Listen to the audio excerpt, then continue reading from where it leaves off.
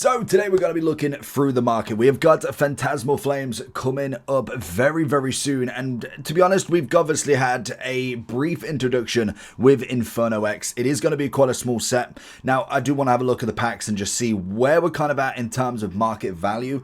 Obviously, this is pre-sale. It's a lot of pre-orders and all that jazz. You might be able to get some of it kind of a bit earlier, but just looking at the booster box in general, like this is just absolutely crazy. Now, obviously, it has taken a slight dip. It more than likely goes back once it actually comes out, but I kind of just wanted to get familiar with the numbers before we actually get into this set fully. Obviously, the packs are, again, $11 on average at the moment. Again, we'll have a look at the kind of black and white set. We'll have a look at Mega Evolutions just to see prior to the actual initial release where we were sitting and how much of a dip it actually takes out. Now, like anything when it comes to these sorts of sets, as much as I can say, go ahead and buy them at MSRP, go ahead and sell them, like a lot of people are going to do that anyway. It's not necessarily my personal thoughts. I've kind of shifted more towards the Japanese that we will have a brief check on as well. Which obviously, as you can see here, we've got the Inferno X, which is just a carbon copy of the two. And I think at the moment, in terms of UK purchases, you're looking anywhere between 85 if you can find on the low end, all the way up to Japan to UK is about 108, I want to say. Market obviously at 138. And to be honest, there's just no difference. Like genuinely, when it comes to the Japanese, I get that it's English through and through 100%, but I've kind of taken myself off that pedestal because when you do look at the actual set cards, I don't know if we're going to have any set cards on this one. Let's have a quick look. I don't think we have... Oh, no, okay, we might have some. These are going to be very rough prices as well. Like, naturally, when you do look at a lot of them, they're not going to have any prices on them. They don't even have pictures. So, naturally, we're not going to be able to see that just yet. But when you look at kind of like the Japanese, and we'll go with the comparisons between like Mega Brave Symphonia versus Mega Evolutions, and you look at the kind of massive cards of the Mega Charizard, obviously, if you've not already seen the Mega Charizard X SAR in Japanese, you can obviously see the Charmander here because the information is obviously translated from Japanese to English, or at least appears English on the card. It does cover that Charmander. Now, as much as I don't think it makes that much of a difference, you know it's there, I kind of like to be able to see the Charmander, and that's very, very... It's very, very specific. Like, it doesn't really make that much difference, but I personally love this card. Like, it's as much as it's going to be a hype piece, PSA 10 is going to be absolutely nuts. It is a stunning Charizard. Like, years to come, if they don't make anything better than this, like, genuinely, the only other way that I think they could have made a replica version where I'm like, okay, this is fantastic, is like a tag team between the Mega Charizard X and Y, and they have like both kind of on the card, very similar to this design in the kind of Mega Charizard Y and X, or flip it because we've got this one now. But this is probably one of the greatest Charizards artwork that we've seen. Like, yes, you've got your Skyridge, you've got your nostalgic vibes, your base set Charizard is still gonna pull them heartstrings like you'd never before. I'm not personally a massive fan of the golds.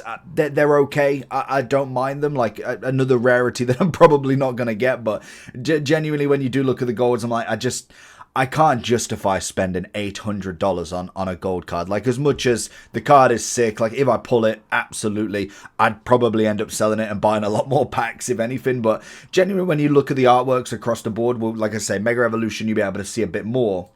We'll obviously see Oricorio coming in quite high up on there. Dawn's not necessarily that expensive, I can imagine, in English. Mega Charizard X, you got Lopunny, you've got Sharpedo. There's some absolutely stunning artworks in the set. Look at the Piplup. Like, the Piplup's beautiful. Wigglytuff's fan favorite, Yamper. It's a very iconic designs. Even the Dugong. Like, I love Dugong actually got an illustration in this.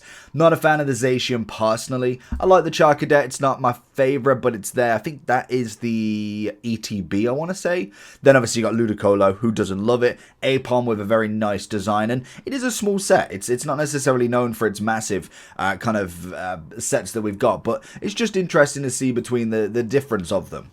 Now, obviously, when it comes to Phantasmal, we will kind of keep up to date with everything. Obviously, you've got your ETBs, just mega price across the board, and this is why sometimes just be a little bit smarter with it. I think if you are looking if you're looking at MSRP, absolutely, like rip till your heart's content. But we know you get a day, you line up at Smith's, you line up at wherever your local store. If they've got them, fantastic. If they don't, you just have to go market. And unfortunately for me, I'm not willing to pay market for a lot of this stuff. As much as it kind of is a nice set, and I do want to have it, I'd happily buy singles at this point. So naturally, Phantasmal will be on the back burner right now, and we'll kind of see where we can go. Mega Evolutions though, massive set in itself, very nice set, I must admit. I did enjoy colored a lot of the illustrations, and we can see we have got it down now at 748, and like a lot of people will say, there will be a crash at some point. Now, whether it's in the near future, it will happen. So for right now, personally, I would say this is a single market. Go with cards that you like. Go with a budget that you can handle, and that's it. If I find packs in a store in their MSRP, absolutely. Like, why not? Every now and then. But the one thing that you don't want to, and it's a big thing I've had to learn myself personally, is the FOMO is not going to catch up on you there. Like, you don't need to open every single new set in its quantities that you normally would. I started the hobby and you'd buy an ETB, a booster box, and you'd probably spend like 150 to 200, and I'm like, I'm good with that. That's fantastic.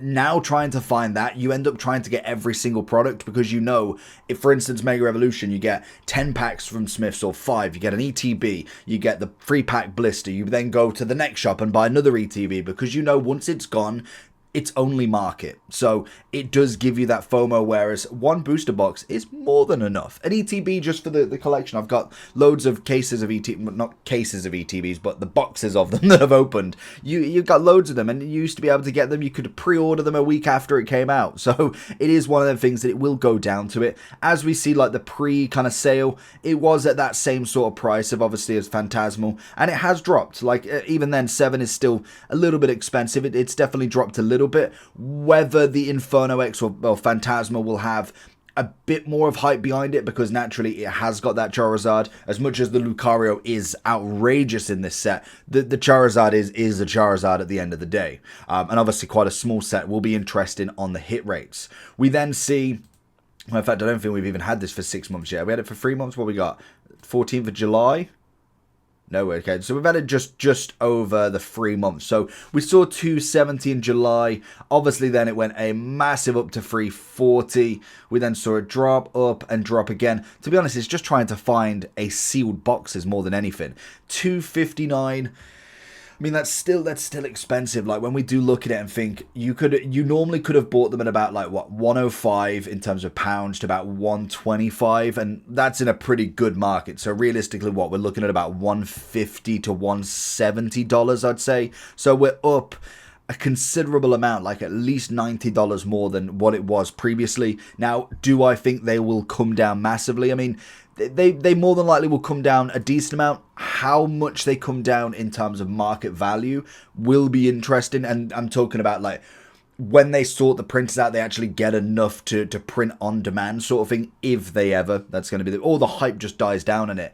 Do we see it drop down to the £3-4 a pack, which makes the booster boxes a lot more cheaper? That will be the interesting part to see, but everything else seems pretty up on here. Like, normally you look at the free pack blisters, I think they're normally around about 18 to 20 pounds, so they're not necessarily crazy up in price. These again are normally about a $5, so you're probably looking at like $6 more than anything. And then obviously the half sleeve normally is around about 80 in terms of MSRP. That I can imagine is still going to be quite expensive. Obviously, the big fan of me is going through the singles. I do love to see the up and down, and we do have the Mega Brave and Mega Symphonia here. In terms of booster boxes, I believe we are looking between, I want to say, 80 to 70, I want to say, and I think if we just go ahead and if I look at Japan to UK for this, just to see their normal prices, we're looking at Inferno X at 110. We're seeing, in fact I can move you over here, we're looking at 80 on the Brave, we're looking at what, 60 on Symphonia, and then we have got the we've got the high class set now added to the list. That's going to be interesting. 105. I mean, that's not bad, and that'll be a new one coming in for the 28th of November. But like we see here, we're looking at 95. Obviously that's still a bit more expensive than what we'd see in English, but naturally that's just the kind of prices we've got at the moment. And Symphonia on here, 79, so we're looking at 60 in terms of English. It's about right, to say the least. Now, the big one is going to be the price difference in these cards. Now, like we say, English will always have a better hold-up price. If you do look at, for instance, Mega Braves Lucario,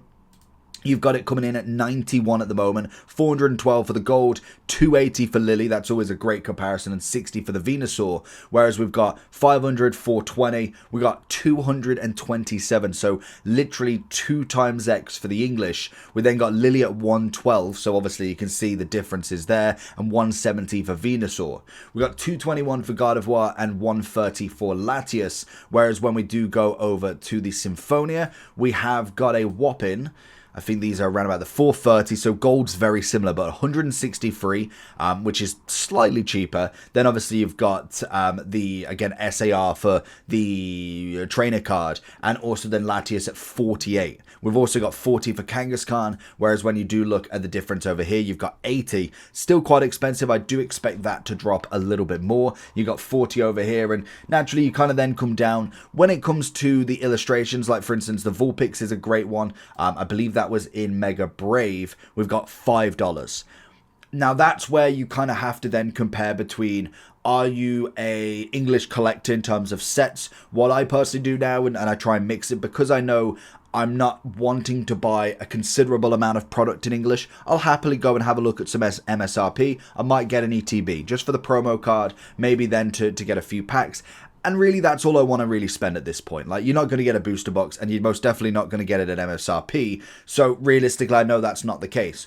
Whereas then I can go get a Japanese box. And the one thing I've had is, Journey Together, I spent a lot of money. I spent a hell of a lot on it. I did manage to nearly finish the set. I think I'm like 4 or 5 cards away from the master. And I can definitely feel it. Whereas I had a pretty good turnaround with that. We managed to get a lot of SARs, bar from the big boys. We managed to get quite a lot of the set just from packs. Destined Rivals, Black and White, then obviously to Mega Evolutions that I bought a considerable amount, where we're looking between 200 to 300 per set.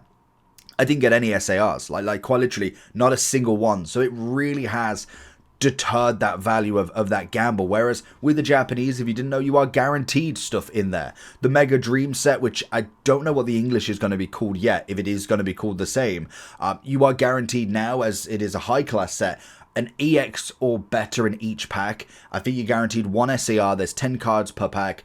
I quite like that there's a guarantee in that, even if it's not the big one. Like, we could quite easily go and get a secret rare in it. And for instance, if we look at kind of the Japanese, you could easily just get a Surge. You could kind of get Lieutenant Surge Deal. You can go get that, and it's like $2. Like, you're not guaranteed anything crazy.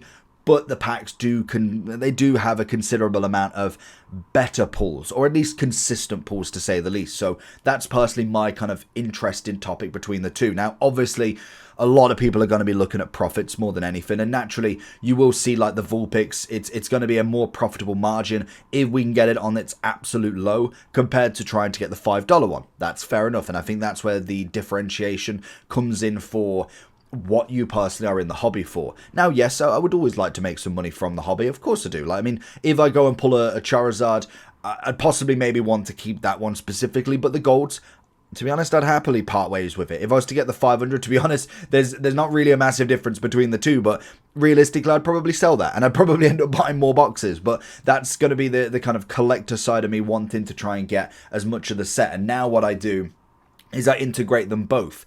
If, for instance, the Phantasmal Flames and Inferno X, I will have 2 different sets in my binder for each of the actual common sets. But when it comes to the illustrations, I will obviously take out any of the Japanese if I do get the English variation. But for what I do to start with is, for instance, if I do get the Lucario in Japanese, but then I get the Venusaur in English, I'll happily put them in the same order. So I will obviously keep them in the English set list, but then put them together so it looks more full.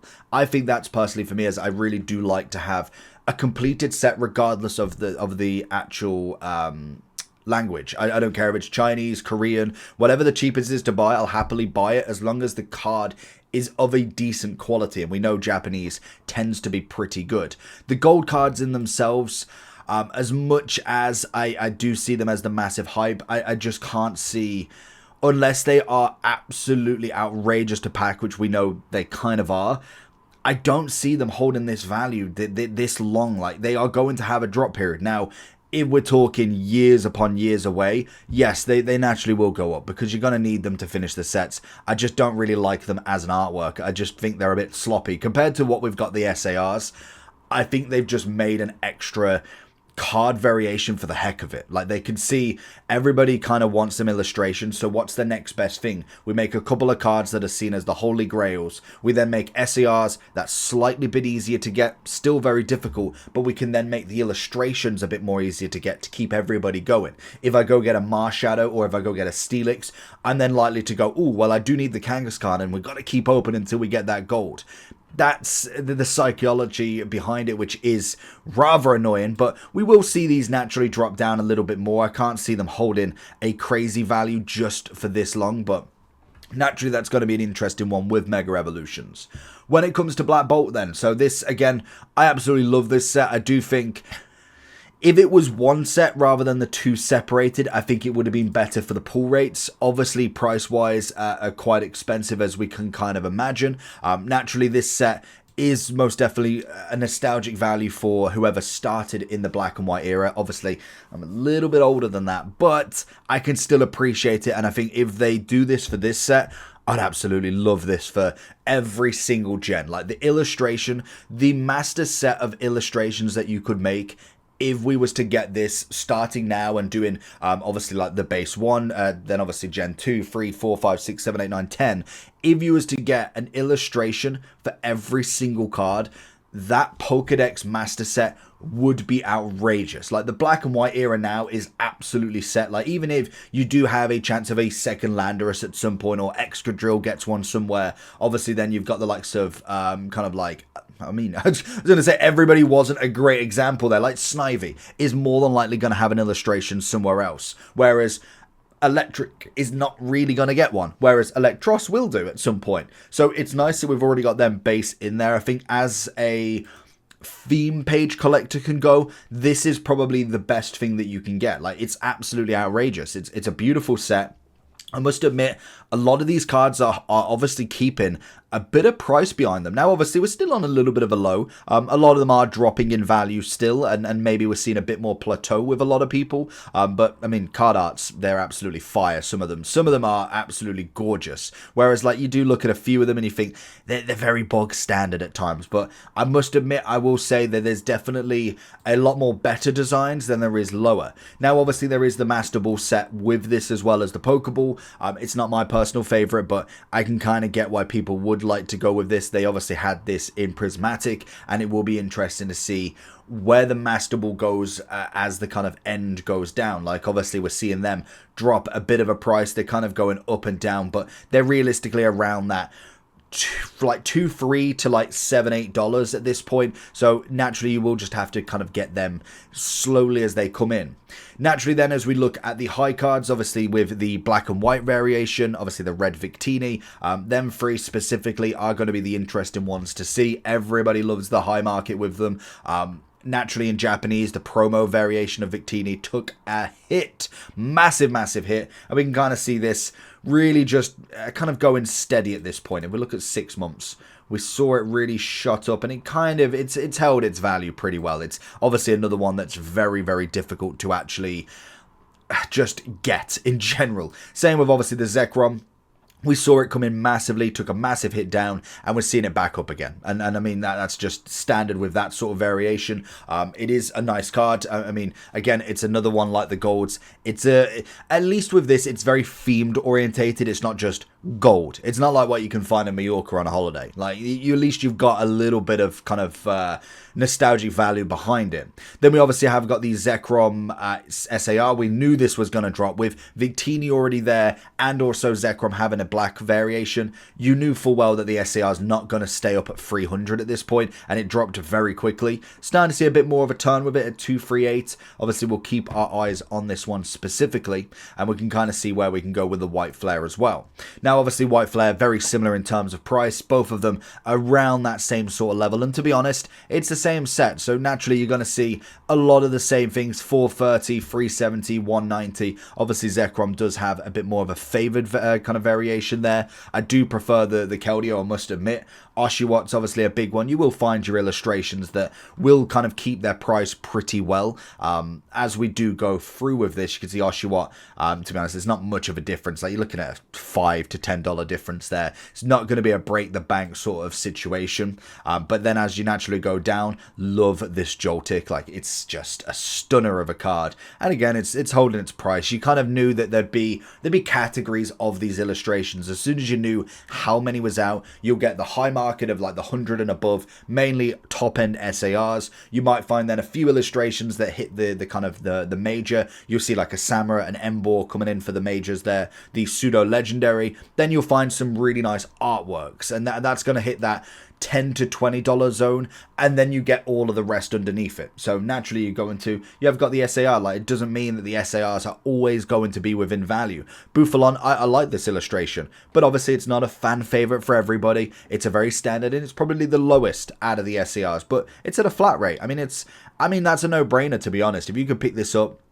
anywhere between 10, maybe £14, I think you're absolutely winning with it. It's an SAR, it finishes into a set. I'd say that's a great pickup, to say the least, and there'll be loads of them. There's loads in this set that you can obviously go with, and especially if you're looking between the 5 to 10 market range, I think you've got a definite kind of group of cards that are just very low risk, very high reward when it comes to having in the set in itself. Now, do I think Trubbish is going to go up in value? Probably not. But then you do look at like a Pansear. It's a great card. I mean, it's a fan favorite. Obviously, a Rock and Roller, another fantastic one. There is lots of cards here that can suit a very nice and very comfortable theme page. Swanna, beautiful card. Even Minfu looking in as well with the Sork, very kind of artistic sort of designs, and I wish they would kind of what's the word? They could link together. I don't know, what's the word am I thinking? It's like it joins together sort of thing. There's probably a word for it.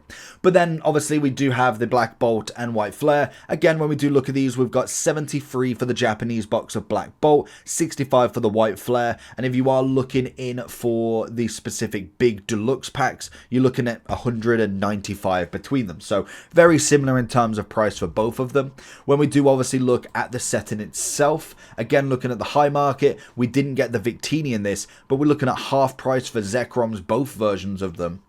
You then obviously see a lot of these coming in a lot cheaper straight off the bat, which is always nice. Again, you're looking at $8 being very expensive for some of these Japanese cards, and you'll pick up a lot of them for coming in around about the £4 to £5 mark. I think is absolutely extraordinary. In terms of finishing this set, definite Japanese all the way, otherwise it is going to be a pretty penny. Again, 278, 120, you got 23 for the Oshawott instead, 30 for the Keldeo rather than 60. This is going to be my bread and butter in terms of picking up this set to hopefully finish it one day. So that's always going to be an interesting one, to say the least.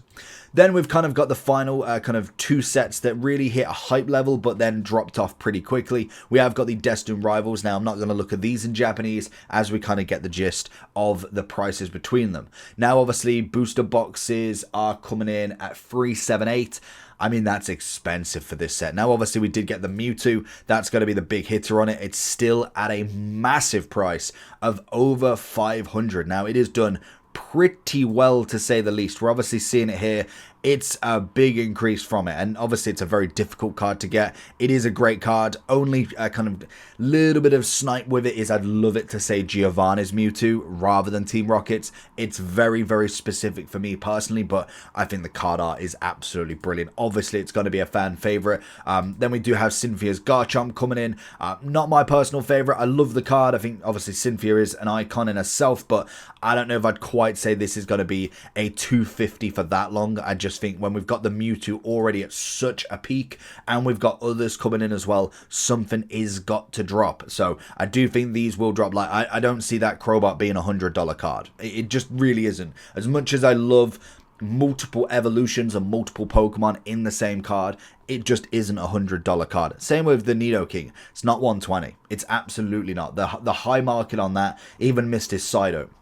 I'm not paying $56 for that. It just isn't happening. So I will see this drop down very nicely at some point. The one for me is the Ethan's Typhlosion. Got it. Absolutely love it. Put it in the binder. That's really all I have to say for this one. And then even then, you look at the Japanese. You got Team Glory of Glory of Team Rocket. Get it right way round. Coming in at 80. You've obviously got Heatwave Arena at 80 as well. Both of these sets do make the Destined Rivals just as kind of like an extra there. So realistically, I could go and buy 2 boxes each of them, and that would be 1 booster box of Destined Rivals. Always interesting to see. Then obviously on the low market with them, you kind of go down a bit more. There is obviously still that you can collect, and it's what I would do at the moment, is just pick off these. I'd pick off the low market to start with. You know that the full arts are not necessarily going to drop too much more, and they're not going to go up too much more. If you can get a Nido Kings Team Rocket for £3 to £4, I think you've absolutely hit a winner there. Same with the Persian. It's a great card to get. I really like the full arts, and especially with